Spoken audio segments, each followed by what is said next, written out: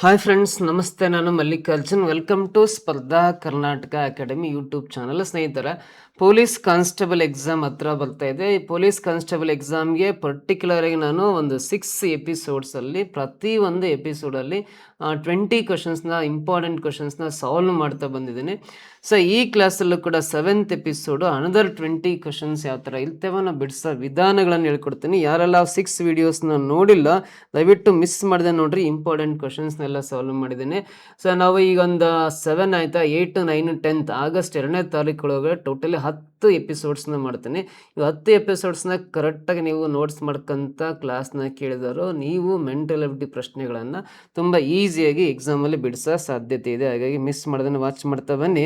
ಹಾಗೆ ಈ ಥರ ಲೋಗೋ ಇರ್ತಕ್ಕಂಥ ಸ್ಪರ್ಧಾ ಕರ್ನಾಟಕ ಅಕಾಡೆಮಿ ಆ್ಯಪನ್ನು ಗೂಗಲ್ ಪ್ಲೇಸ್ಟೋರಲ್ಲಿ ಡೌನ್ಲೋಡ್ ಮಾಡ್ಕೊಂಡ್ರೆ ಅಂದರೆ ಈ ಮೆಂಟಲ್ ಎಬಿಲಿಟಿ ಕ್ಲಾಸಸ್ ಎಲ್ಲ ಎಕ್ಸಾಮ್ಸ್ಗೂ, PC ಆಗಿರ್ಬೋದು, PSI, VAO ಎಕ್ಸಾಮ್ ಆಗಿರ್ಬೋದು, ಸೊ ಹಾಗೆ FDA, STA ಪರೀಕ್ಷೆಗಳಾಗಿರ್ಬೋದು, ಸೊ PSI, ಈ ಥರ ಎಲ್ಲ ಪರೀಕ್ಷೆಗಳಿಗೆ ಈ ಮೆಂಟಲ್ ಎಬಿಲಿಟಿ ಕೋರ್ಸ್ ಅವೈಲೇಬಲ್ ಇದೆ. ಗೂಗಲ್ ಪ್ಲೇಸ್ಟೋರಲ್ಲಿ ಹೋಗಿ ಸ್ಪರ್ಧಾ ಕರ್ನಾಟಕ ಅಕಾಡೆಮಿ ಆ್ಯಪನ್ನು ಡೌನ್ಲೋಡ್ ಮಾಡ್ಕೊಳ್ರಿ. ಸೊ ಹಾಗೆ GPSTL, HSTR, PSTR, land surveyor, beat forestry ಎಕ್ಸಾಮ್ಸ್ನ ಕ್ಲಾಸಸ್ ಕೂಡ ಆಫ್ಲೈನ್ ಮತ್ತು ಆನ್ಲೈನಲ್ಲಿ ಅವೈಲೇಬಲ್ ಇದೆ. ಹೆಚ್ಚಿನ ಮಾಹಿತಿ ಬೇಕಂದರೆ ನಿಮಗೆ ಇಲ್ಲಿ 9076738331 ಅಥವಾ 32ಗೆ ಕರೆ ಮಾಡಿ ಹೆಚ್ಚಿನ ಮಾಹಿತಿಯನ್ನು ಪಡಿತಾ ಬನ್ನಿ. ಸೊ ಮೊದಲನೇ ಪ್ರಶ್ನೆ ನೋಡ್ತಾ ಬರೋಣ ಈ ಕ್ಲಾಸಲ್ಲಿ. ಫಸ್ಟ್ ಕ್ವಶನ್ ಯಾವ ರೀತಿ ಇದೆ ಅಂತ ನೋಡಿ. ಇಲ್ಲಿ ಪ್ರಶ್ನೆ: how many days will be there from 26th January 1988 to 15th May 1988, both days included ಅಂತ ಇದೆ. ಪ್ರಶ್ನೆ ಕನ್ನಡದಲ್ಲಿ ಓದ್ಕೊಳ್ರಿ.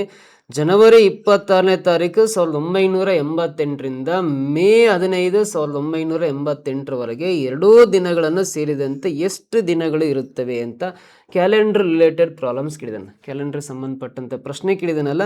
ಸೊ ಇದನ್ನು ಆನ್ಸರ್ ಮಾಡ್ಬೇಕಂದ್ರೆ ಜನವರಿ 26ನೇ ತಾರೀಕು, ಇಯರ್ ಮಾತ್ರ ಸೇಮ್ ಇದೆ, 1988 ಇದೆ, ಇಲ್ಲೂ 1988 ಇದೆ. 1988, ಇಲ್ಲೂ 1988 ಸೇಮ್ ಇಯರೇ ಕೊಟ್ಟಿದ್ದಾನೆ.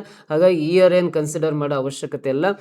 ಜನವರಿ 26ನೇ ತಾರೀಕಿಂದ ಮೇ 15ನೇ ತಾರೀಕುವರೆಗೂ ಟೋಟಲ್ ನಂಬರ್ ಆಫ್ ಡೇಸ್ ಎಷ್ಟು ಅಂತ ಎಣಿಸ್ಬೇಕು. ಜನವರಿ 26ನೇ ತಾರೀಕಿಂದ ಮೇ 15ರವರೆಗೆ ಇವೆರಡೂ ದಿನಗಳನ್ನು ಒಳಗೊಂಡಂತೆ, ಈ ಜನವರಿ 26ನೇ ತಾರೀಕು, ಮೇ 15 ಇವೆರಡೂ ದಿನಗಳನ್ನು ಒಳಗೊಂಡಂತೆ ಎಷ್ಟು ದಿನಗಳಿರ್ತವೆ ಅಂತ ಕೌಂಟ್ ಮಾಡ್ಬೇಕಂದ್ರೆ, ಸೊ ನೋಡ್ರಿ, ಜನವರಿ ತಿಂಗಳಲ್ಲಿ ಜನವರಿ ತಿಂಗಳಲ್ಲಿ ಎಷ್ಟು ದಿನ ಇರ್ತವೆ ಹೇಳ್ರಿ? 31 ಡೇಸ್ ಇರ್ತಾವೆ. ಸಾಮಾನ್ಯ ವರ್ಷ ಆಗಿರಲಿ, ಅಧಿಕ ವರ್ಷ ಆಗಿರಲಿ, ಜನವರಿ ತಿಂಗಳಲ್ಲಿ ಟೋಟಲಿ 31 ಡೇಸ್ ಇರ್ತಾವೆ. 26ನೇ ತಾರೀಕಿಂದ ಮುಂದಕ್ಕೆ ಕೌಂಟ್ ಮಾಡ್ರಿ. 26, 1, 27, 28, 29, 30, 31 ಅಂದ್ರೆ ಈ 26ನೇ ತಾರೀಕು ಸೇರ್ಕೊಂಡ್ಬಿಟ್ಟು ಆ ತಿಂಗಳಲ್ಲಿ ಉಳಿಯೋದಿನ ಎಷ್ಟು ದಿನಗಳು ಅಂದ್ರೆ 5 ಡೇಸ್ ಉಳಿಯುತ್ತೆ. 26th, 27th, 28th, 29th, 30, 31st ಅಂದ್ರೆ ಟೋಟಲ್ ಇನ್ನು 5 ಡೇಸ್ ಉಳಿಯುತ್ತವೆ. ಹಾಗಾಗಿ ಜನವರಿ ತಿಂಗಳಲ್ಲಿ ಉಳಿದ್ರೆ ನಂಬರ್ ಆಫ್ ಡೇಸ್ ಬರಿಬೇಕು, 5 ಡೇಸ್ ಬರೀತೀನಿ. ಸೊ ಜನವರಿ ಆದಮೇಲೆ ನೆಕ್ಸ್ಟ್ ಬರೋದು ಫೆಬ್ರವರಿ ತಿಂಗಳು. ಫೆಬ್ರವರಿ ತಿಂಗಳಲ್ಲಿ ಇದು 1988 ಇದೆಯಲ್ಲ ನೋಡ್ರಿ, 88 ಅನ್ನೋದು 4ರಿಂದ ಡಿವೈಡ್ ಆಗುತ್ತೆ. 88 ಅನ್ನೋದು 4ರಿಂದ ಭಾಗ ಆಗೋದ್ರಿಂದ ಇದು ಅಧಿಕ ವರ್ಷ. ಅಧಿಕ ವರ್ಷದಲ್ಲಿ ಟೋಟಲಿ 29 ದಿನಗಳು ಇರ್ತವೆ, 29 ಡೇಸ್ ಇರ್ತವೆ, 29 ಬರೀತೀವಿ. ಸೊ ಫೆಬ್ರವರಿ ಆದಮೇಲೆ ನೆಕ್ಸ್ಟ್ ಬರೋದು ಮಾರ್ಚ್ ತಿಂಗಳು. ಮಾರ್ಚ್ ತಿಂಗಳಲ್ಲಿ ಟೋಟಲಿ 31 ಡೇಸ್ ಇರ್ತವೆ, 31 ಬರೀತೀನಿ. ಸೊ ಮಾರ್ಚ್ ಆದಮೇಲೆ ನೆಕ್ಸ್ಟ್ ಬರೋದು ಏಪ್ರಿಲ್ ತಿಂಗಳು. ಏಪ್ರಿಲಲ್ಲಿ 30 ಡೇಸ್ ಇರ್ತವೆ, 30 ಮಾತ್ರ ಬರೀತೀನಿ. ಸೊ ಏಪ್ರಿಲ್ ಆದಮೇಲೆ ನೆಕ್ಸ್ಟ್ ಮೇ ತಿಂಗಳು. ಮೇ ಎಲ್ಲಿವರೆಗೆ ಹೇಳಿದಾನೆ ಅಂದರೆ 15ರವರೆಗೆ ಮಾತ್ರ ಹೇಳಿದಾನೆ, ಅಂದರೆ ಆ 15 ಮಾತ್ರ ಬರ್ಕೋಬೇಕು. ಇವೆಲ್ಲ ಅಡಿಷನ್ ಮಾಡಿರಿ, ಟೋಟಲ್ ಎಷ್ಟು ಬರುತ್ತೆ ಎಣಿಸ್ರಿ. 5 + 9 14, 15, 15 + 5 ಅಂದರೆ 20, 0 ಕ್ಯಾರಿ 2, 2 + 2 4, 4 + 3 7, 7 + 3 10, 10 + 1 11 ಬರುತ್ತೆ. ಟೋಟಲಿ 110 ದಿನಗಳು, 110 ಡೇಸ್ ಬರುತ್ತೆ. ಜನವರಿ 26ನೇ ತಾರೀಕಿಂದ ಮೇ 15ನೇ ತಾರೀಕುವರೆಗೂ ಟೋಟಲ್ ನಂಬರ್ ಆಫ್ ಡೇಸ್ ಎಷ್ಟಿರ್ತವೆ ಅಂದರೆ 110 ಡೇಸ್ ಇರ್ತವೆ. 110 ಅನ್ನೋದು ಆಪ್ಷನ್ ಏನಲ್ಲಿದೆ ನೋಡ್ರಿ, ಇದು ಕರೆಕ್ಟ್ ಆನ್ಸರ್ ಆಗುತ್ತೆ. ಕ್ಲಿಯರಾ? ನೆಕ್ಸ್ಟ್ ಕ್ವಶನ್ ಬರೋಣ. ಮುಂದಿನ ಪ್ರಶ್ನೆ 120 ಸೆಕೆಂಡ್. ಈಗಾಗಲೇ 120 ಪ್ರಶ್ನೆ ಬಿಡಿಸಿದ್ದೀನಿ. 121, 122 ಈ ಥರ ನಂಬರ್ ಕೊಟ್ಕೊಂತ ಹೋಗ್ತಾ ಇದ್ದೀನಿ. ಸೊ ಇಲ್ಲಿ ಪ್ರಶ್ನೆಯಲ್ಲಿ ನೋಡ್ರಿ, number of parallelograms in the given figure ಅಂತ ಇದೆ. Number of parallelograms in the given figure ಅಂತ ಕೊಟ್ಟಿದ್ದಾನೆ.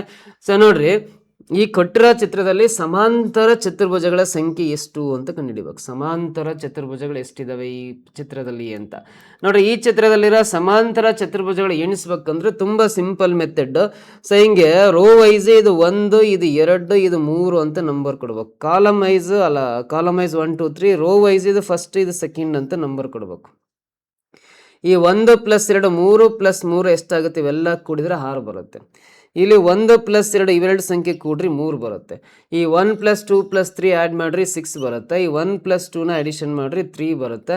ಸೊ ಇಲ್ಲಿ ಬಂದಿರೋ 6 ಮತ್ತು ಇಲ್ಲಿ ಉಳ್ಕೊಂಡ್ರೆ ಈ 3ನ್ನ ಗುಣಾಕಾರ ಮಾಡ್ರಿ 6 ಮೂಲ ಎಷ್ಟು ಬರುತ್ತೆ? 18 ಬರುತ್ತಲ್ಲ.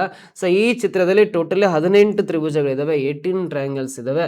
ಸೊ 18 ಅಂತ ಆಪ್ಷನ್ ಸಿ ನಲ್ಲಿ ಈ ತರ ಸುಲಭವಾಗಿ ಸಮಾಂತರ ಚತುರ್ಭುಜಗಳು ಪ್ಯಾರಲೋಗ್ರಾಮ್ಸ್ ನ ಕೌಂಟ್ ಮಾಡಬಹುದು ಈ ತರ ಸ್ಟ್ಯಾಂಡರ್ಡ್ ಡಯಾಗ್ರಾಮ್ ಕೊಟ್ಟಾಗ. ಸೊ ನೆಕ್ಸ್ಟ್ ಬರೋಣ 123ನೇ ಕ್ವಶನ್.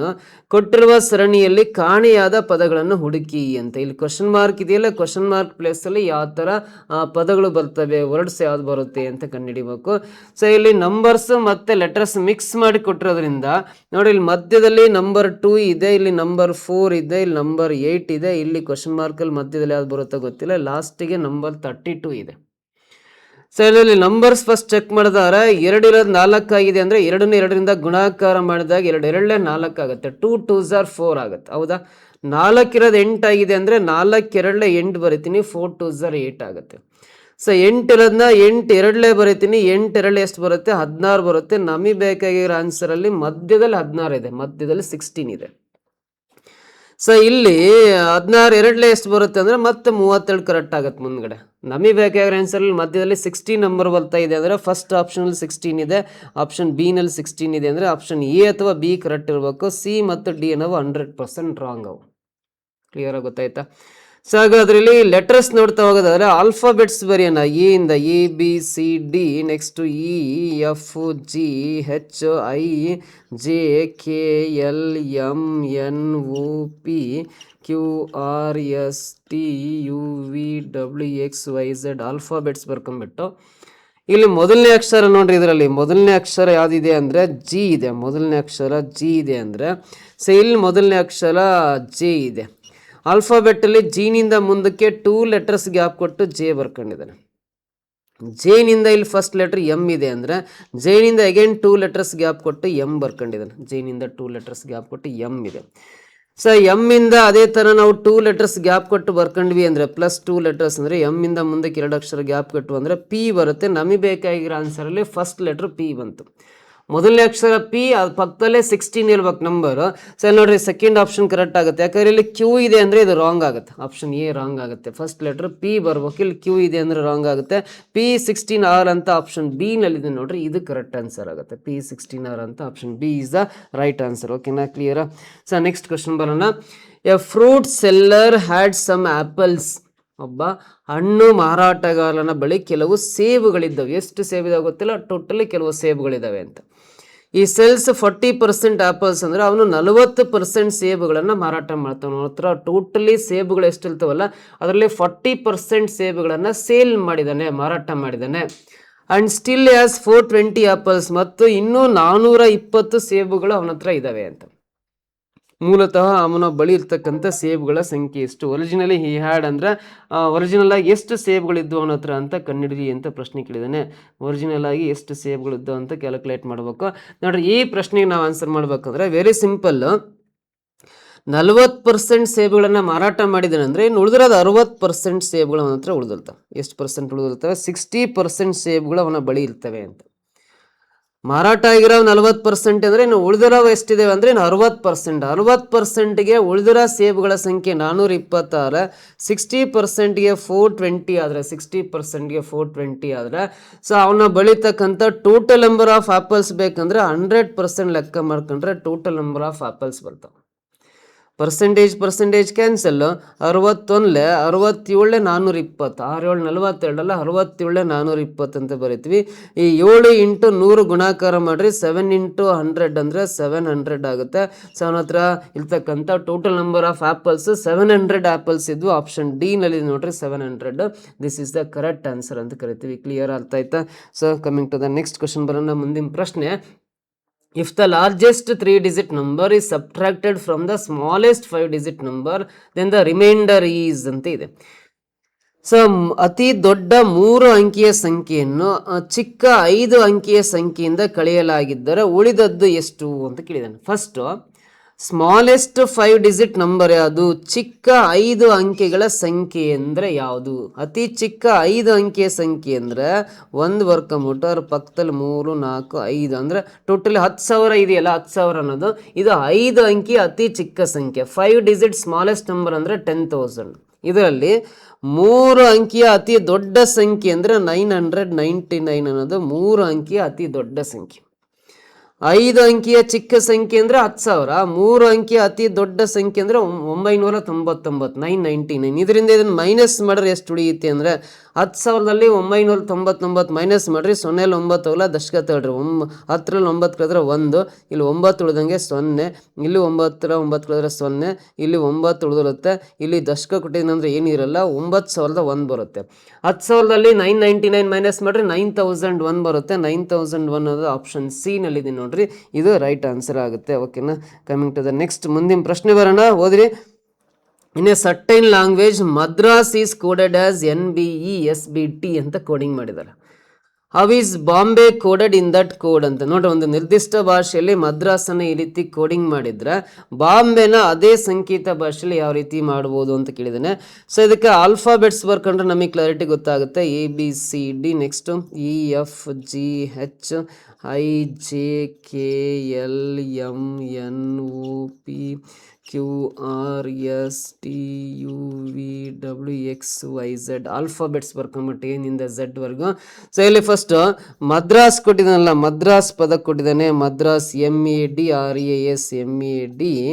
MADRAS ಮದ್ರಾಸ್ ಎಂಬ ಪದವನ್ನು ಕೋಡಿಂಗ್ ಮಾಡಿರೋದು NBE SBT ಅಂತ ಕೋಡಿಂಗ್ ಮಾಡಿದ್ದಾನೆ.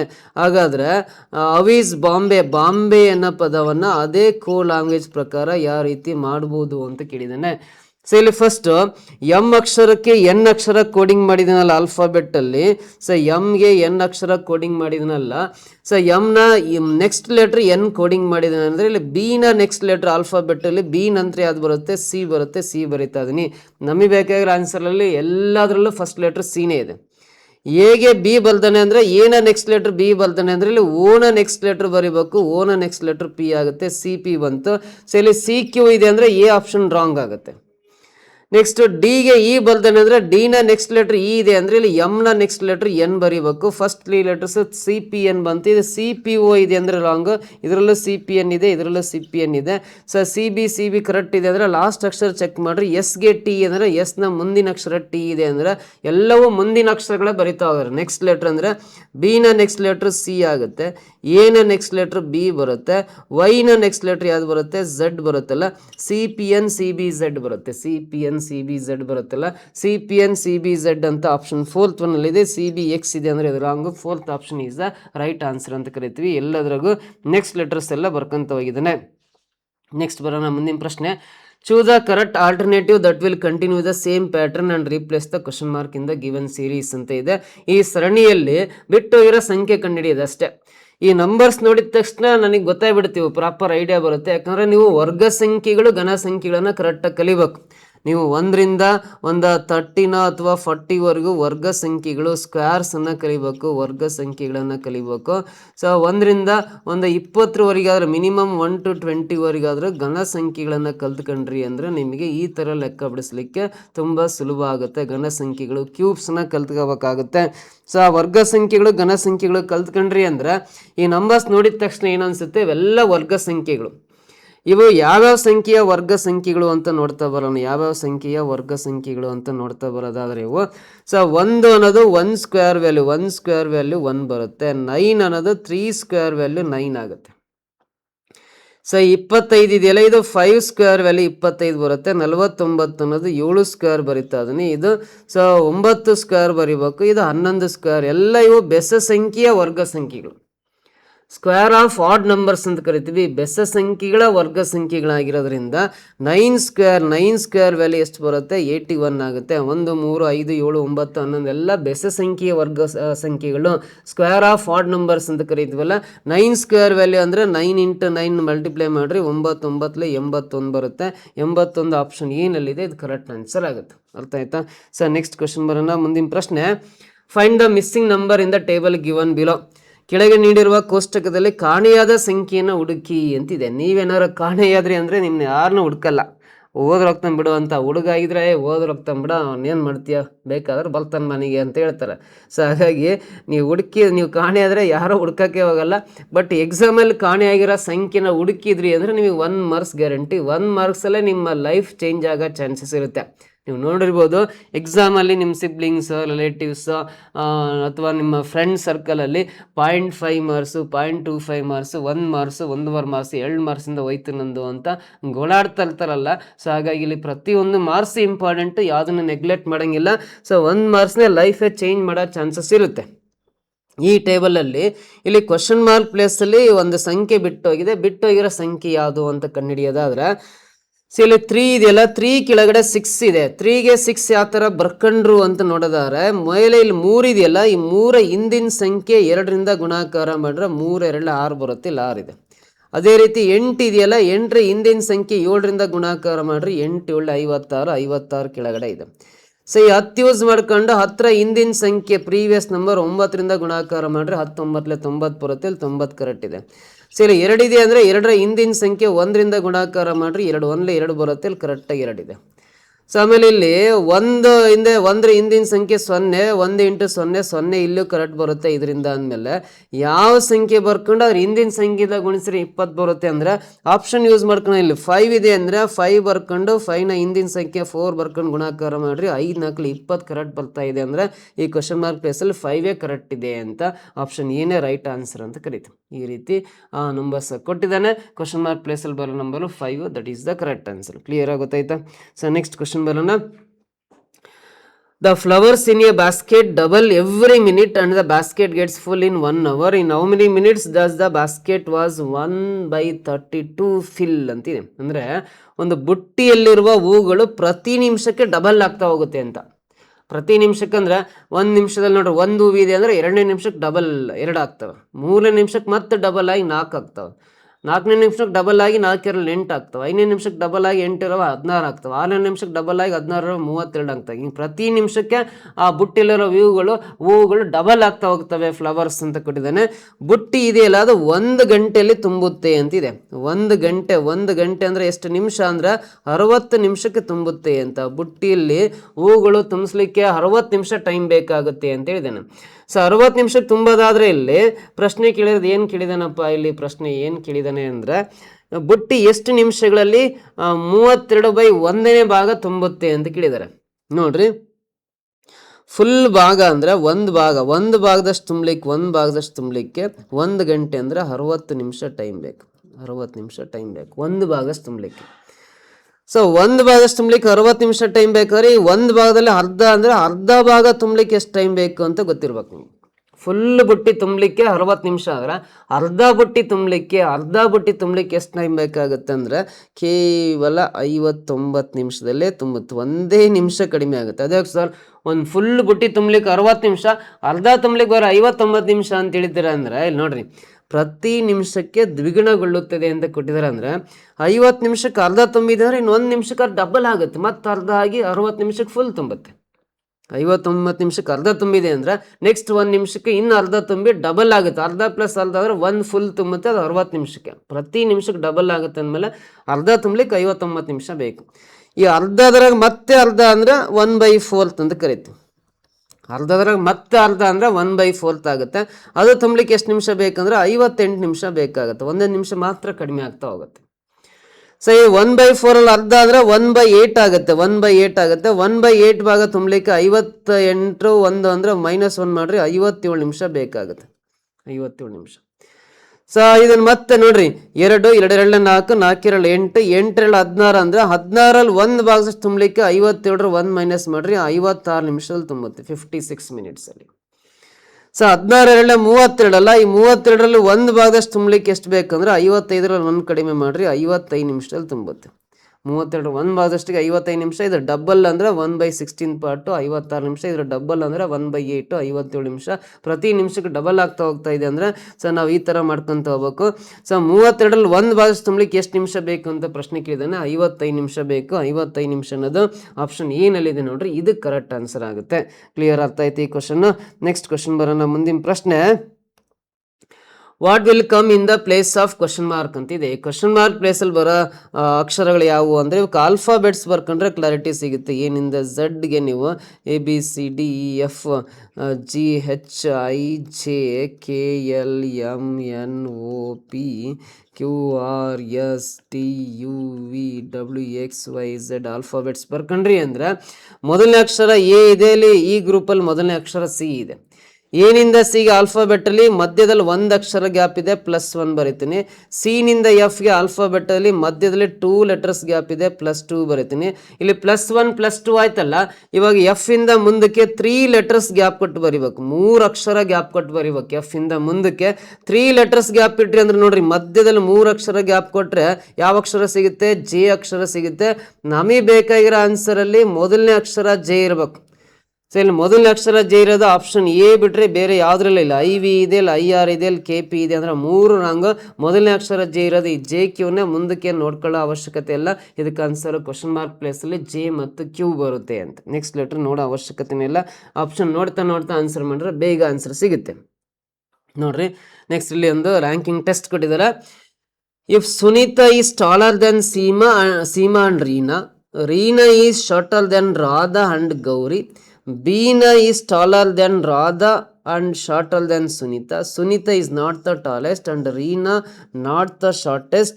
Then who is the tallest ಅಂತ ಕೇಳಿದ್ದಾನೆ. ಸುನೀತಾ ಸೀಮಾ ಮತ್ತು ರೀನಾಗಿಂತ ಎತ್ತರವಾಗಿದ್ದಾರೆ ಅಂತಿದೆ ನೋಡ್ರಿ. ಸೊ ಫಸ್ಟು ಎತ್ತರವಾಗಿರೋ ಯಾರು ಗೊತ್ತಿಲ್ಲ, ಸುನೀತಾ ಬರಿತಾ ಹೋಗೋಣ. ಇದು ಸುನೀತಾ ಬರೀತಾನೆ.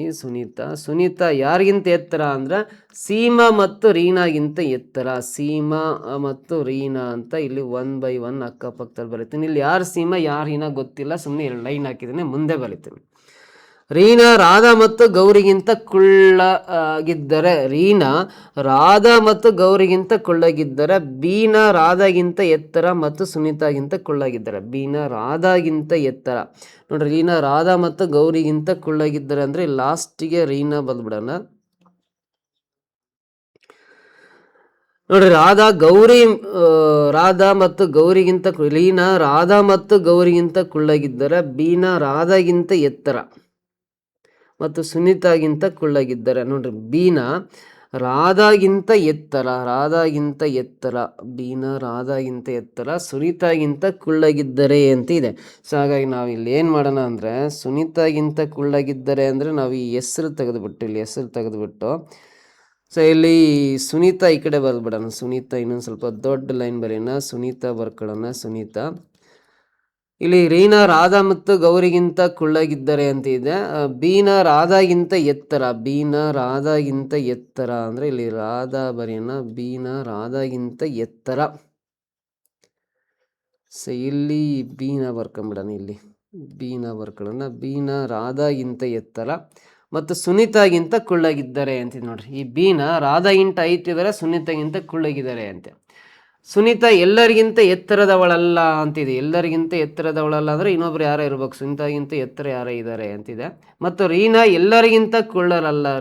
ಎಲ್ಲರಿಗಿಂತ ಕುಳ್ಳರ ಅಂದರೆ ರೀನಾಗಿಂತ ಕುಳ್ಳಕ್ಕೆ ಇನ್ನು ಯಾರೋ ಒಬ್ರಿದ್ದಾರೆ ಅಂತ.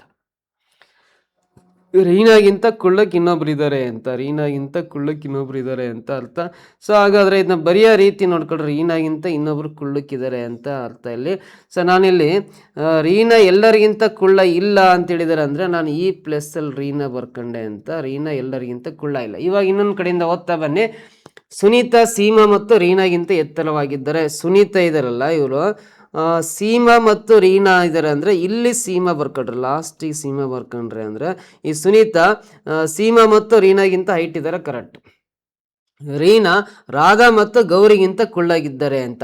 ನೋಡ್ರಿ ರೀನಾ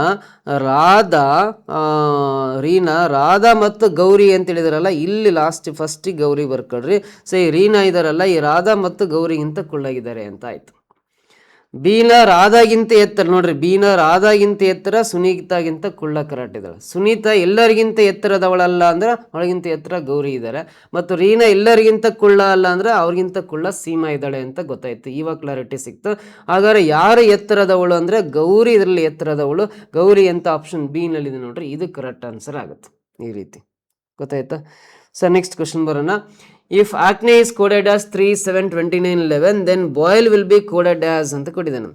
ಸೊ ಇದಕ್ಕೆ ನೋಡ್ರಿ, ನಾನು ಆಲ್ಫಾಬೆಟ್ಸ್ ಬರ್ಕೊಳ್ಳೋದಾದ್ರೆ ಒಂದು ಸಿಂಗಲ್ ಲೈನಲ್ಲಿ 5 ಅಕ್ಷರ ಬರೋ ಥರ ಬರೀತೀನಿ. ABCDE, ನೆಕ್ಸ್ಟ್ FGHIJ ಆದಮೇಲೆ KLMNO, ಆಮೇಲೆ PQRST, ಆಮೇಲೆ UVWXYZ ಈ ಥರ ಬರ್ಕೊಂಬಿಟ್ಟು ಇಲ್ಲಿ ಆಕ್ನೆ ACNE ಆಕ್ನೆ ಎಂಬ ಪದವನ್ನು 3, 7, 29, 11 ಅಂತ ಹೇಳಿದ್ದಾರೆ.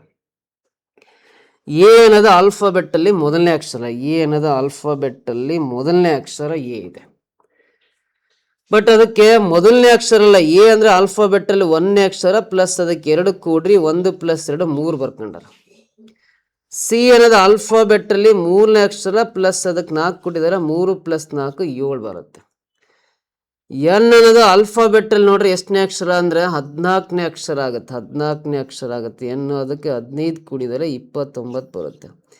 ಸೊ ಇ ಅನ್ನೋದು ಆಲ್ಫಾಬೆಟ್ಟಲ್ಲಿ 5ನೇ ಅಕ್ಷರ ಪ್ಲಸ್ ಅದಕ್ಕೆ 6 ಕೂಡಿದರೆ 5 + 6 11 ಆಗುತ್ತೆ. 5 + 6 11 ಆಗುತ್ತೆ. ಸೊ ಎಗೆ 2, ಬಿಗೆ 3, ಸಿಗೆ 4, ಡಿಗೆ 5, ಇಗೆ 6, ಇದು 7, 8, 9, 10, 11, 12, 13, 14, 15. ನೋಡ್ರಿ, ಎ ಫಸ್ಟ್ ಲೆಟರ್ ಅಲ್ಲ, 1ಕ್ಕೆ ನೆಕ್ಸ್ಟ್ ನಂಬರ್ 2 ಕೂಡಿದರೆ 3 ಬರುತ್ತೆ. ಸಿ 3ನೇ ಅಕ್ಷರ, 3 ನೆಕ್ಸ್ಟ್ ನಂಬರ್ 4 ಕೂಡ್ರಿ 7 ಬರುತ್ತೆ. ಎನ್ 14ನೇ ಅಕ್ಷರ, 14ರ ನಂತರ ಸಂಖ್ಯೆ 15 ಕೂಡ್ರಿ 29 ಬರುತ್ತೆ. ಈ 5ನೇ ಅಕ್ಷರ, 5ರ ನೆಕ್ಸ್ಟ್ ನಂಬರ್ 6 ಕೂಡ್ರಿ 11 ಬರುತ್ತೆ. ಈ ಥರ ನಂಬರ್ಸ್ ಕೋಡಿಂಗ್ ಕೊಟ್ಟಿದ್ದಾನೆ. ಇದೇ ರೀತಿಲಿ ಬಾಯ್ಲ್ ಎಂಬ ಪದವನ್ನು ನಾವು ಬರಿಬೇಕು. BOIL ಬಾಯ್ಲ್ ಬರಿಬೇಕಂದ್ರೆ ಸೊ ಬಿ ಅನ್ನೋದು ಆಲ್ಫಾಬೆಟ್ಟಲ್ಲಿ 2ನೇ ಅಕ್ಷರ, ಅದಕ್ಕೆ ನೆಕ್ಸ್ಟ್ ನಂಬರ್ 3 ಕೂಡ್ರಿ 2 + 3 5 ಬರುತ್ತೆ. ಸೊ ಓ ಅನ್ನೋದು ಆಲ್ಫಾಬೆಟ್ಟಲ್ಲಿ ನೋಡ್ರಿ 15ನೇ ಅಕ್ಷರ, 5, 10, 15ನೇ ಅಕ್ಷರ ಆಗುತ್ತೆ, 15 ಆಗುತ್ತೆ. 15ರ ನೆಕ್ಸ್ಟ್ ನಂಬರ್ 16 ಕೂಡ್ರಿ 15 + 16 ಅಂದರೆ 31 ಬರುತ್ತೆ. 5, 31 ಬಂತು. ಸೊ ನೆಕ್ಸ್ಟ್ ಐ ಅನ್ನೋದು ಆಲ್ಫಾಬೆಟ್ಟಲ್ಲಿ ಇದು 10 ಅಂದಮೇಲೆ ಹಿಂದಿನ ಅಕ್ಷರ 9ನೇ ಅಕ್ಷರ, 9ರ ನೆಕ್ಸ್ಟ್ ನಂಬರ್ 10 ಕೂಡ್ರಿ 19 ಬರುತ್ತೆ. ಸೊ ಎಲ್ ಅನ್ನೋದು ಆಲ್ಫಾಬೆಟ್ಟಲ್ಲಿ 12ನೇ ಅಕ್ಷರ, ಅದಕ್ಕೆ ನೆಕ್ಸ್ಟ್ ನಂಬರ್ 13 ಕೂಡ್ರಿ 12 + 13 ಅಂದರೆ 25 ಬರುತ್ತೆ. ಸೊ 5, 31, 19, 25 ಬರುತ್ತೆ. 5, 31, 19, 25 ಅಂದರೆ ಆಪ್ಷನ್ ಎ ಕರೆಕ್ಟ್. ಉಳಿದವೆಲ್ಲ ರಾಂಗ್ ಆನ್ಸರ್. 5, 31, 19, 25 ಇದೆಲ್ಲ ಆಪ್ಷನ್ ಎ ಕರೆಕ್ಟ್ ಆನ್ಸರ್ ಆಗುತ್ತೆ. ಓಕೆನಾ ಇದಕ್ಕೆ. ಸೊ ನೆಕ್ಸ್ಟ್ ಕ್ವಶನ್ ಬರ್ರಿ. The price of sugar is increased by 25%. If a family wants to keep its expenses on sugar unaltered, then the family will have to reduce the consumption of sugar by ಅಂತಿದೆ. ಅಂದರೆ 1 kg ಸಕ್ಕರೆ ಬೆಲೆ 25% ಜಾಸ್ತಿ ಆಗಿರುತ್ತೆ ಅಂತೇಳಿದ್ದಾನೆ. 1 kg ಸಕ್ಕರೆ ಬೆಲೆ 25% ಜಾಸ್ತಿ ಆದರೆ ಒಂದು ಕುಟುಂಬವು ಸಕ್ಕರೆ ಮೇಲಿನ ವೆಚ್ಚವನ್ನು ಬದಲಾಯಿಸದೆ ಇರಿಸಿಕೊಳ್ಳಲು ಬಯಸಿದರೆ ಆ ಕುಟುಂಬವು ಸಕ್ಕರೆಯ ಬಳಕೆಯನ್ನು ಎಷ್ಟು ಕಡಿಮೆ ಮಾಡಬೇಕು ಅಂತ. ನೋಡ್ರಿ, 1 kg ಸಕ್ಕರೆ ಬೆಲೆ 25% ಬೆಲೆ ಜಾಸ್ತಿ ಆದಾಗ ವೆಚ್ಚವನ್ನು, ಆ ಕುಟುಂಬದ ವೆಚ್ಚವನ್ನು ಚೇಂಜ್ ಮಾಡ್ಕೊಳ್ಳೋದಲೇ ಬಯಸಿದರೆ ಅಂದರೆ ಆ ಎಕ್ಸ್ಪೆನ್ಸಸ್ ಜಾಸ್ತಿ ಆಗ್ಬಾರ್ದಂದ್ರೆ ಬಳಕೆ ಮಾಡೋದನ್ನ ಎಷ್ಟು ಕಡಿಮೆ ಮಾಡಬೇಕು. 1 kg ಸಕ್ಕರೆ ಬೆಲೆ 25% ಜಾಸ್ತಿ ಆಗಿದೆ, ಜಾಸ್ತಿ ಆದರೂ ಕೂಡ ನಾವು ಸಕ್ಕರೆ ಬಳಕೆ ಮಾಡೋದನ್ನು ಎಷ್ಟು % ಕಡಿಮೆ ಮಾಡಿದರೆ ನಮ್ಮ ಎಕ್ಸ್ಪೆನ್ಸಸ್ಸಲ್ಲಿ ಏನೂ ಬದಲಾವಣೆ ಆಗಲ್ಲ ಅಂತ ಪ್ರಶ್ನೆ ಕೇಳಿದ್ದಾನೆ.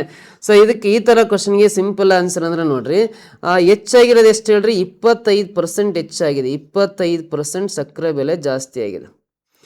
ಸೊ 25%ನ್ನು ನಾವು ಫ್ರಾಕ್ಷನಲ್ಲಿ ಭಿನ್ನ ರಾಶಿಯಲ್ಲಿ 1/4 ಕಾಲ್ ಭಾಗ ಅಲ್ಲ 1/4 ಬರಿತೀವಿ.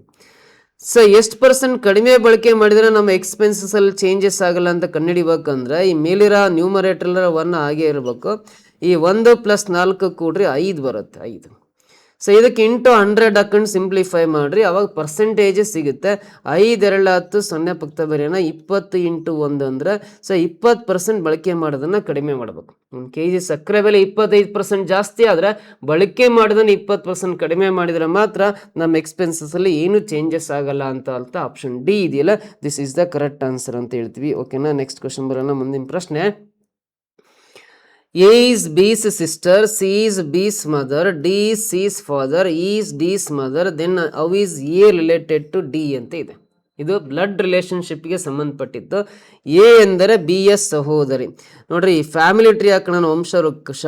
ಎ ಅಂದರೆ ಬಿ ಯ ಸಹೋದರಿ ಅಂದರೆ ಬಿ ನ ಸಹೋದರಿ ಅಂದರೆ ಇವರು ಫೀಮೇಲು ಮೈನಸ್ ಬರೀತೀನಿ. ಎ ಅನ್ನೋರು ಬಿ ಯ ಸಹೋದರಿ ಅಂದರೆ ಇವರಿಬ್ರು ಸಿಬ್ಲಿಂಗ್ಸ್. ಸಿಂಗಲ್ ಲೈನ್ ಹಾಕಿಂಗ್ ಆರ ಮಾರ್ಕ್ ಹಾಕಿದ್ದೀನಿ ಅಂದರೆ ಇವರಿಬ್ರು ಸಿಬ್ಲಿಂಗ್ಸ್ ಅಂತ ಅರ್ಥ.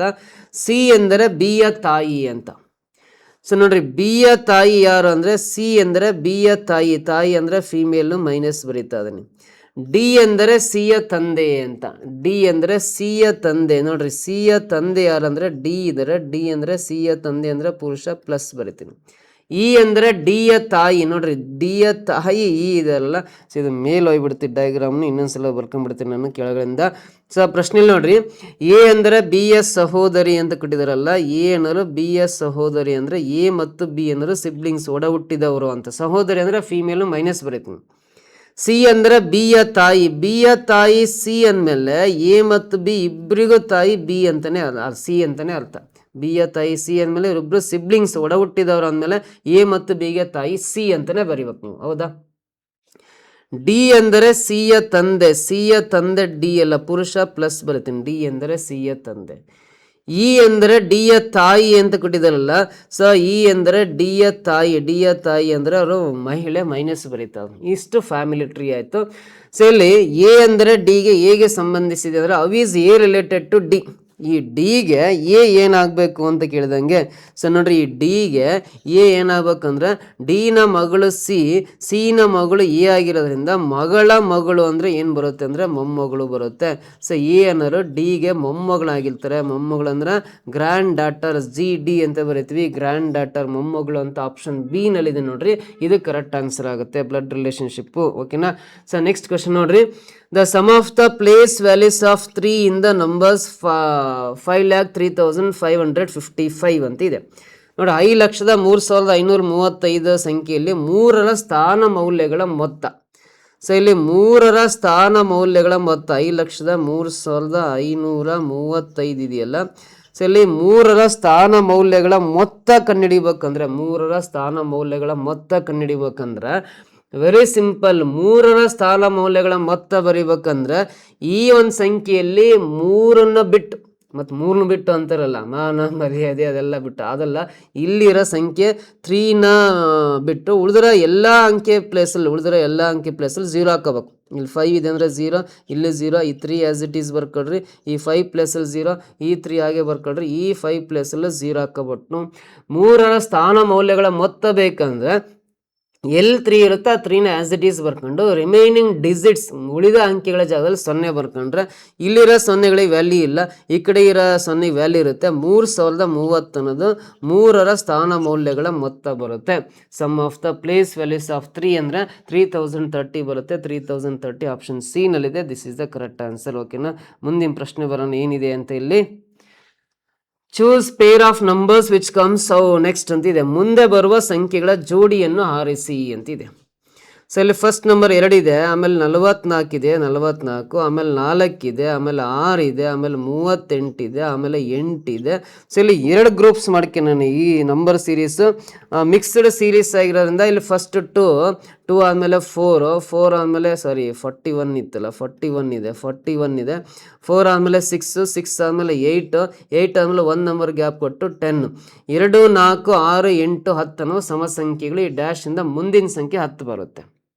ಸೊ ಲಾಸ್ಟಿಗೆ 10 ಇರೋ ಸಂಖ್ಯೆ ಇದು ಒಂದೇ. ಇದು ಲಾಸ್ಟಿಗೆ 10 ಇರೋ ನಂಬರ್ ಇದು ಒಂದೇ ಅಲ್ಲ. ಹಾಗಾಗಿ 35 10 ಅಂತ ಆಪ್ಷನ್ ಏನೇ ಕರೆಕ್ಟ್ ಆನ್ಸರ್ ಆಗುತ್ತೆ. ಇನ್ನೂ ಕ್ಲಾರಿಟಿ ಬೇಕಂದ್ರೆ ಬೇಕಾದ್ರೆ ನೀವು ಚೆಕ್ ಮಾಡ್ಕೋಬೋದು. ಇದೇ ಪ್ರಶ್ನೆ ಇನ್ನೂ ಕ್ಲಾರಿಟಿ ಬೇಕಂದ್ರೆ ನೆಕ್ಸ್ಟ್ ನಂಬರ್ 44 ಇದೆಯಲ್ಲ, ಆಮೇಲೆ 41 ಇದೆ. 44ರಲ್ಲಿ 3 ಮೈನಸ್ ಮಾಡಿದ್ರೆ 41 ಬರುತ್ತೆ. 41ರಲ್ಲಿ 3 ಮೈನಸ್ ಮಾಡಿರಿ 38 ಬರುತ್ತೆ. 38ರಲ್ಲೂ 3 ಮೈನಸ್ ಮಾಡಿರಿ ನೆಕ್ಸ್ಟ್ ನಂಬರಲ್ಲಿ 35 ಸಿಗುತ್ತಲ್ಲ. ನಮ್ಮ ಆನ್ಸರ್ 35 and 10 ಅಂತ ನೆಕ್ಸ್ಟ್ 2 ನಂಬರ್ಸ್ ಆಗಿರುತ್ತೆ. 35, 10 ಅಂತ ಆಪ್ಷನ್ ಏನಲ್ಲಿದೆ ನೋಡ್ರಿ, ಇದು ಕರೆಕ್ಟ್ ಆನ್ಸರ್ ಆಗುತ್ತೆ ನಿಮಗೆ. ಗೊತ್ತಾಯ್ತಾ? ನೆಕ್ಸ್ಟ್ ಮುಂದಿನ ಪ್ರಶ್ನೆ ನೋಡ್ರಿ ಇಲ್ಲಿ. Priya goes 30 km towards north from a fixed point. Then after turning go right, she goes 15 km. After this, she goes 30 km after running to right. How far and what direction is she now from her starting point ಅಂತ ಇದೆ. ಅಂದರೆ ನೋಡ್ರಿ, ಈ ಥರ question ಇದೆ. ಅದು direction test ಅಂತ ಕರಿತೀವಿ. ಡೈರೆಕ್ಷನ್ ಟೆಸ್ಟ್ ಅಂದರೆ ದಿಕ್ಕುಗಳ ಪರೀಕ್ಷೆ ಅಂತ ಕರಿತೀವಿ. ಈ ಡೈರೆಕ್ಷನ್ ಟೆಸ್ಟ್ ಮೇಲೆ ಕ್ವಶನ್ ಕೊಟ್ಟಾಗ ನಾನು ಫಸ್ಟ್ ಆಫ್ ಆಲ್ 4 ದಿಕ್ಕುಗಳ ಚಿತ್ರ ಬರ್ಕೊಂತೀನಿ. 4 ದಿಕ್ಕುಗಳಂದರೆ ಮೇಲೆ ಉತ್ತರ ದಿಕ್ಕು ನಾರ್ತ್ ಡೈರೆಕ್ಷನ್, ಕೆಳಗಡೆ ದಕ್ಷಿಣ ದಿಕ್ಕು ಸೌತ್ ಡೈರೆಕ್ಷನ್, ಬಲಭಾಗ ಪೂರ್ವ ದಿಕ್ಕು ಈಸ್ಟ್ ಡೈರೆಕ್ಷನ್, ಎಡಭಾಗಕ್ಕೆ ಪಶ್ಚಿಮ ದಿಕ್ಕು ವೆಸ್ಟ್ ಡೈರೆಕ್ಷನ್ ಬರೀತೀನಿ. ಈ ಉತ್ತರ ದಿಕ್ಕಿನಿಂದ ಸ್ಟಾರ್ಟ್ ಮಾಡಿ ಲೆಫ್ಟ್ ರೈಟ್ ಕಾಂಬಿನೇಷನ್ನ ಈ ಕ್ಲಾಕ್ ವೈಸ್ ಡೈರೆಕ್ಷನಲ್ಲಿ ಪ್ರತಿ ದಿಕ್ಕತ್ರ ಈ ಥರ ಬರ್ಕೊಂಡು ರೆಡಿ ಮಾಡ್ಕೊಂಡ್ಬಿಡ್ತೀನಿ. ಆವಾಗ ನಮಗೆ ಕನ್ಫ್ಯೂಷನ್ ಸ್ಟಾರ್ಟ್ ಆಗಲ್ಲ. ಈ ಥರ ಪ್ರಿಪೇರ್ ಮಾಡ್ಕೊಂಡು ಪ್ರಶ್ನೆ ಹೋದ್ರೆ, ಪ್ರಿಯಾ ಒಂದು ನಿರ್ದಿಷ್ಟ ಬಿಂದುವಿನಿಂದ ಉತ್ತರಕ್ಕೆ 30 ಕಿಲೋಮೀಟರ್ ಹೋಗುತ್ತಾಳೆ ಅಂದ್ರೆ ವೆರಿ ಸಿಂಪಲ್ಲು, ಉತ್ತರ ದಿಕ್ಕತ್ರ 30 ಸಂಖ್ಯೆ ಬರಿಬೇಕಷ್ಟೇ. 30 ಸಂಖ್ಯೆ ಬರಿಬೇಕು. ನಂತರ ಬಲಕ್ಕೆ ತಿರುಗಿದ ನಂತರ ಅಂದರೆ ಈ ಉತ್ತರ ದಿಕ್ಕಿನಿಂದ ಬಲಕ್ಕೆ ರೈಟ್ ಸೈಡ್ ಟರ್ನ್ ಆದರೆ ನಮಗೆ ಪೂರ್ವ ದಿಕ್ಕು ಸಿಗುತ್ತೆ. ಬಲಕ್ಕೆ ತಿರುಗಿ 15 ಕಿಲೋಮೀಟರ್ ಹೋಗುತ್ತಾಳೆ ಅಂತಿದೆಯಲ್ಲ, ಪೂರ್ವ ದಿಕ್ಕತ್ರ 15 ಸಂಖ್ಯೆ ಬರಿಬೇಕು. Simple method.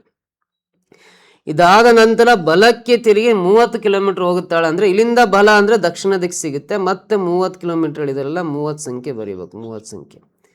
ಅವಳು ಈಗ ತನ್ನ ಆರಂಭದ ಬಿಂದುವಿನಿಂದ ಎಷ್ಟು ದೂರ ಮತ್ತು ಯಾವ ದಿಕ್ಕಿನಲ್ಲಿ ಇದ್ದಾಳೆ ಅಂತ ಕೇಳಿದರೆ ಅಂದರೆ ವೆರಿ ಸಿಂಪಲ್ ನೋಡ್ರಿ. ಈ ಮೆಥಡಲ್ಲಿ ಆಪೋಸಿಟ್ ಡೈರೆಕ್ಷನ್ ಎಲ್ಲ ನಂಬರ್ಸ್ನ ಮೈನಸ್ ಮಾಡ್ಕೊಳ್ಬೇಕು. ಆಪೋಸಿಟ್ ಡೈರೆಕ್ಷನ್ಸ್ ಎಲ್ಲರ ನಂಬರ್ಸ್ನ ಮೈನಸ್ ಮಾಡ್ಕೋಬೇಕು. ವಿರುದ್ಧ ದಿಕ್ಕಲ್ಲಿರೋ ಸಂಖ್ಯೆಗಳನ್ನು ಮೈನಸ್ ಮಾಡ್ಕೋಬೇಕು.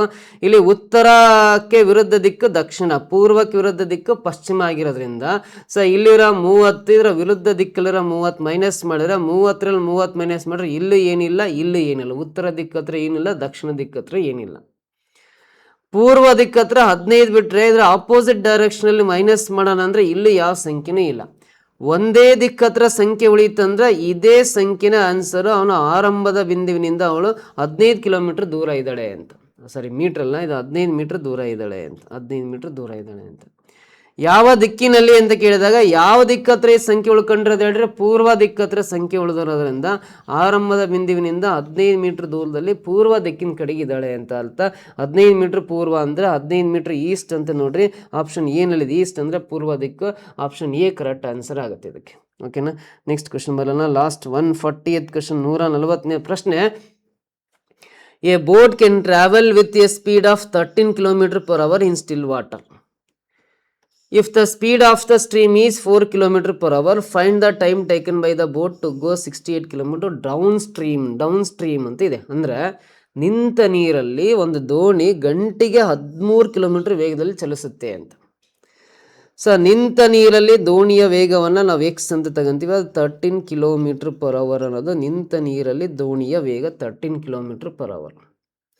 ಹೊಳೆಯ ವೇಗ ಅಂದರೆ ಹೊಳೆ ಅಥವಾ ನದಿಯಲ್ಲಿ ನೀರು ಗಂಟೆಗೆ 4 ಕಿಲೋಮೀಟರ್ ವೇಗದಲ್ಲಿ ಚಲಿಸುತ್ತೆ ಅಂದರೆ ಅದು ವೈ ಅನ್ನೋದು ಯಾವಾಗಲೂ ನೀರಿನ ಪ್ರವಾಹದ ವೇಗ ಅಥವಾ ನೀರಿನ ಹರಿವಿನ ವೇಗ, ನದಿಯ ವೇಗ ಅಂತ ಕರಿತೀವಿ. ಅದು ವೈ ಎಷ್ಟಿದೆ ಅಂದರೆ ಗಂಟೆಗೆ 4 ಕಿಲೋಮೀಟರ್ ವೇಗದಲ್ಲಿ ಚಲಿಸ್ತಾ ಇದೆ ಅಂತ. ನೋಡ್ರಿ, ಒಂದು ಸಿಂಪಲ್ ಏನಂದ್ರೆ ಇದು 13 ಅನ್ನೋದು ಈ ಕೆರೆಯಲ್ಲಿ ನೀರು ನಿಂತಿರುತ್ತಲ್ಲ, ಸ್ವಿಮ್ಮಿಂಗ್ ಪೂಲಲ್ಲಿ ನೀರು ನಿಂತಿರುತ್ತಲ್ಲ, ಆ ನಿಂತಿರೋ ಕೆರೆಯಲ್ಲಿ ತಗೊಂಡೋಗಿ ಒಂದು ದೋಣಿ ಬಿಟ್ಟರೆ ಅದು ನಿಂತ ನೀರಲ್ಲಿ ಗಂಟೆಗೆ 13 ಕಿಲೋಮೀಟರ್ ವೇಗದಲ್ಲಿ ಹೋಗುತ್ತೆ ಆ ದೋಣಿ ಅಂತ. ಅದೇ ದೋಣಿನ ಹರಿಯ ನೀರಲ್ಲಿ ಬಿಟ್ಟಾಗ ಅಲ್ಲಿ ನೀರು 4 ಕಿಲೋಮೀಟರ್ ವೇಗದಲ್ಲಿ ಹರಿತಾ ಇರುತ್ತೆ. ನೀರು ಗಂಟೆಗೆ 4 ಕಿಲೋಮೀಟರ್ ವೇಗದಲ್ಲಿ ಹರಿತಾ ಇರುತ್ತಲ್ಲ, ಆ ನಿಂತ ನೀರಲ್ಲಿ ಗಂಟೆಗೆ 13 ಕಿಲೋಮೀಟರ್ ವೇಗದಲ್ಲಿ ಚಲಿಸ್ತಕ್ಕಂಥ ಒಂದು ದೋಣಿ ತಗೊಂಡೋಗಿ ನೀರು ಹರಿಯೋ ದಿಕ್ಕಲ್ಲಿ ಹರಿಯ ನೀರಲ್ಲಿ ಬಿಟ್ಟರೆ, ಹೊಳೆಯಲ್ಲಿ ಅಥವಾ ನದಿಯಲ್ಲಿ ಬಿಟ್ಟಾಗ ನದಿಯಲ್ಲಿ ನೀರು 4 ಕಿಲೋಮೀಟರ್ ವೇಗದಲ್ಲಿ ಚಲಿಸ್ತಾ ಇತ್ತು, ಅಂಥ ನದಿಯಲ್ಲಿ ತಗೊಂಡೋಗಿ ಬಿಟ್ಟಾಗ ಅದು 68 ಕಿಲೋಮೀಟರ್ ಕೆಳಗೆ ಅಂದರೆ ಪ್ರವಾಹ ದಿಕ್ಕಿನಲ್ಲಿ, ಕೆಳಗೆ ಅಂದರೆ ನೀರು ಹರಿಯೋ ದಿಕ್ಕಲ್ಲಿ ಅಂತ, ಕೆಳಗೆ ಅಂದರೆ ನೀರು ಹರಿಯೋ ದಿಕ್ಕಲ್ಲಿ, ಪ್ರವಾಹದ ದಿಕ್ಕಿನಲ್ಲಿ ಅಂತ ಅರ್ಥ. ಅಂದರೆ ನೀರು ಹರಿಯೋ ದಿಕ್ಕಲ್ಲಿ 68 ಕಿಲೋಮೀಟರ್ ದೂರ ಹೋಗಲಿಕ್ಕೆ ಎಷ್ಟು ಸಮಯ ತೆಗೆದುಕೊಳ್ಳುತ್ತೆ ಅಂತ ಕೇಳಿದ್ದೇನೆ. ಸೊ ಇಲ್ಲಿ ಸಮಯ ಕಂಡುಹಿಡಿಬೇಕು ಅಂದ್ರೆ ಟೈಮ್ ಕಂಡುಹಿಡಿಬೇಕಂದ್ರೆ ಟೈಮ್ ಕಂಡುಹಿಡಿಲಿಕ್ಕೆ ಒಂದು ಬೇಸಿಕ್ ಫಾರ್ಮುಲಾ ಗೊತ್ತಿದೆ, ಡಿಸ್ಟೆನ್ಸ್ ಬೈ ಸ್ಪೀಡ್ ಅಂತ ಬರೀತೀವಿ. Time equal to distance by speed.